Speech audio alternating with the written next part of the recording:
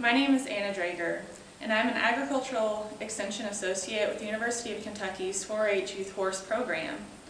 Today I'm here to talk to you about gaits of the horse. What you can expect to learn is a little bit about the natural and artificial gaits of horses, learning how to identify those gaits via audio and visual cues, as well as understanding the movement patterns associated with those gaits. So I want to start with some vocabulary so that we make sure that we're understanding each term associated with different gaits of the horse. The first thing I'd like to delineate between our natural gaits versus our artificial gaits. Natural gaits are going to include things like walk, trot, canter, gallop, and back. These are gaits that multiple breeds of horses are going to have. Artificial gaits are going to be gaits that are specific to a certain breed of horse. So for example, today we're going to be working with the Icelandic horse. So their artificial gaits are going to be the tolt and the pace. If I had a saddlebred, those might be the rack and the slow gait. Tennessee walking horses have the running walk. So you get the idea here. They're very breed specific. That doesn't mean though that the horses that have those gaits can't be born with them. So for example, an Icelandic horse can be tolting or even pacing in the field on their own. So just because it's labeled artificial, that does not necessarily mean that it's not natural to that specific breed of horse. So when we're talking about gaits of the horse, there are a few other terms that you should be familiar with. These are going to include rhythm, tempo, stride, and step. Rhythm is going to be a regular pattern of movement. When we're talking about gaits, that's often in terms of beat. So I might have a gait that's 4 beats, or 3 beats, or 2 beats, but within that gait it should always have that steady rhythm. Tempo is going to be the speed of motion. So within a specific gait, I can have different tempos as long as it still follows that specific rhythm that is true to that gait.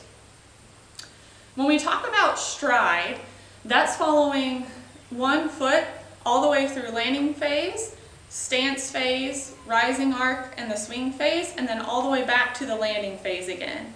So following one limb all the way through that stride phase sequence. Steps are going to be the individual beats. So that can involve one or more limbs of the horse. So the first gait I want to talk about today is the walk. The walk has 4 beats, and it circulates between lateral moments of support, triangular moments of support, and diagonal moments of support. The footfall pattern is going to be right hind, right front, left hind, left front. And as you'll see in these diagrams, they're going to pop up to my left. The beat is always highlighted in black on the footfall. So whenever that horse is loading that limb and counts that beat, that's going to be highlighted on that document. The other thing to keep in mind is within different disciplines you might see different types of walks represented.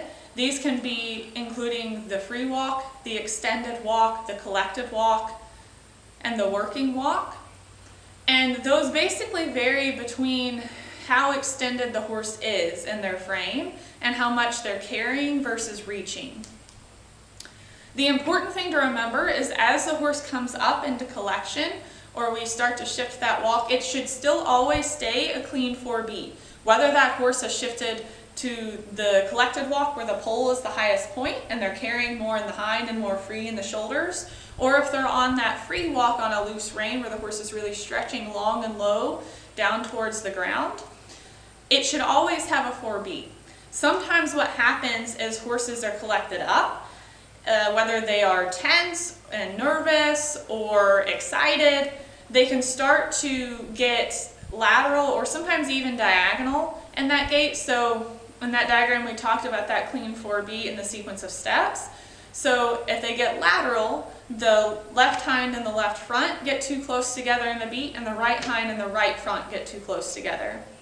If they get too much into their diagonal pairs, now we start to see that left hind and right front get too close together in the beat and the right hind and the left front get too close together.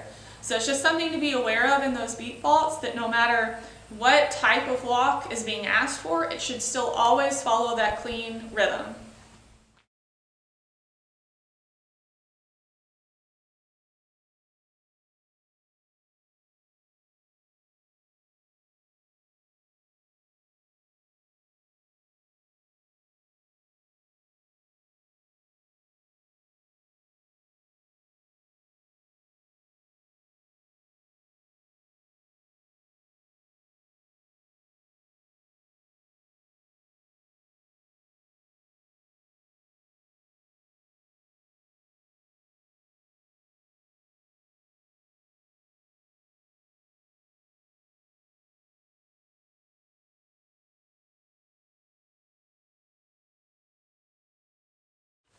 Trot is going to be the next gait we'll talk about, and that is a diagonal 2-beat gait with suspension.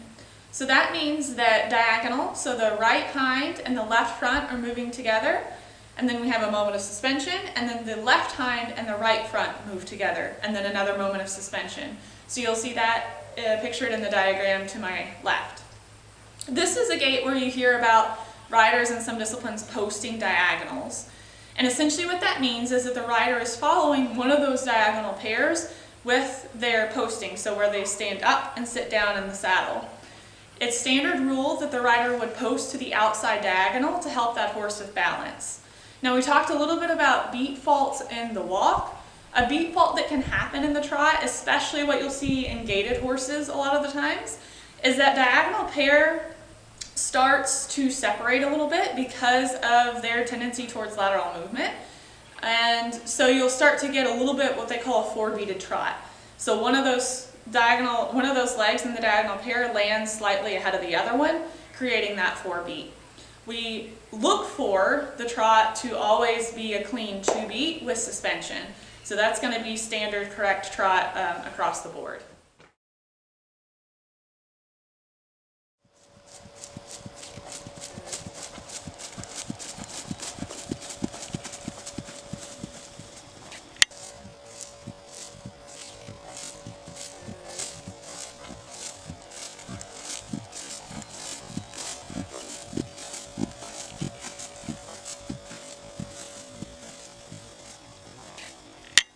The other diagonal-based gait that we have is the back. Now the difference with that is that the horse isn't going to have suspension in the back. It'll still have 2 beats, and it should still be a clean 1-2 as the horse kind of carries and tucks itself under and moves in a backward motion, but it should be matching those diagonal pairs cleanly. From here, I want to go to the canter. So our canter is 3 beats. And it has a moment of suspension like we see in trot. But with canter, because of the 3 beats, we're going to have leads. We have both a hind lead and a front lead. One thing that can happen in the canter is the horse takes one lead on the hind and a different lead on the front. That's what we call cross canter.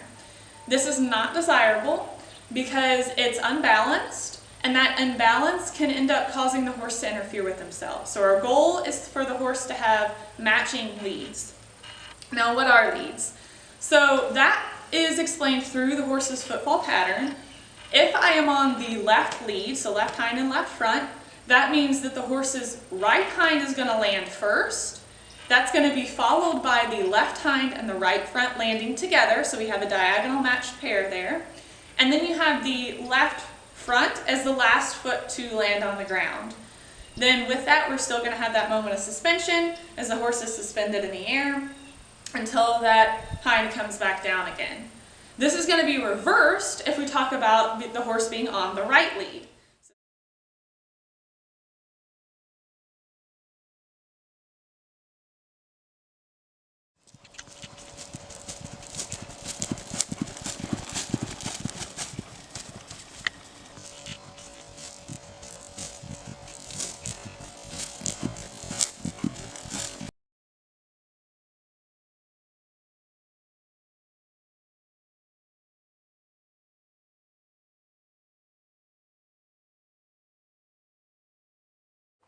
So gallop is going to be next, and it's going to follow a lot of the same patterns that we see in canter.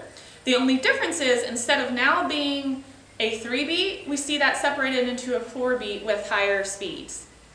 So what happens is you still have leads. So if I were on left lead gallop, I still want to see the leads matching each other, but it's going to go right hind, and then my left hind and my right front are now going to separate, so they land at different intervals, followed by the left front. So it's right hind, right front, left front. Does that make sense?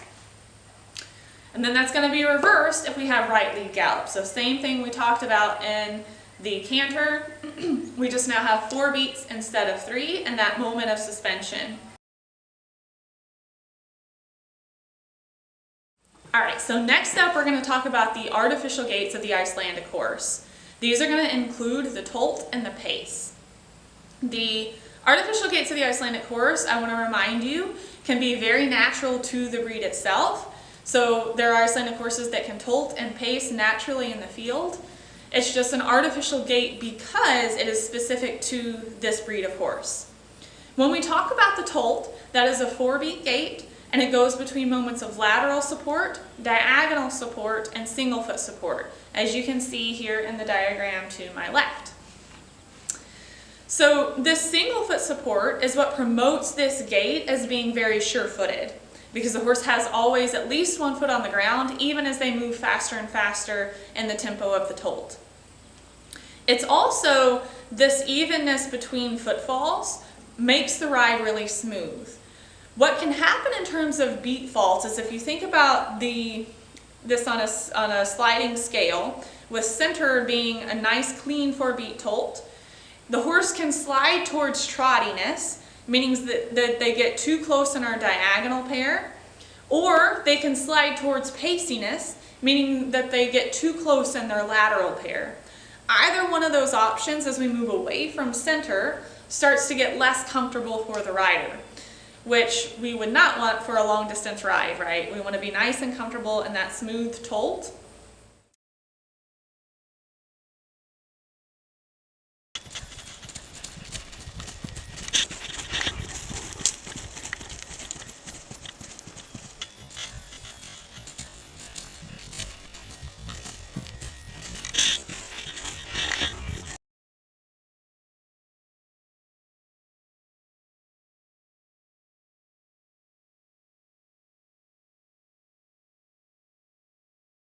The other artificial gait of the Icelandic horse is the pace. The pace is a 2-beat lateral gait with suspension. So that means the right front and the right hind move together, and then the left front and the left hind move together. Then the horse is propelled in the air for a moment with all 4 feet off the ground. That's what gives this gait the name the flying pace.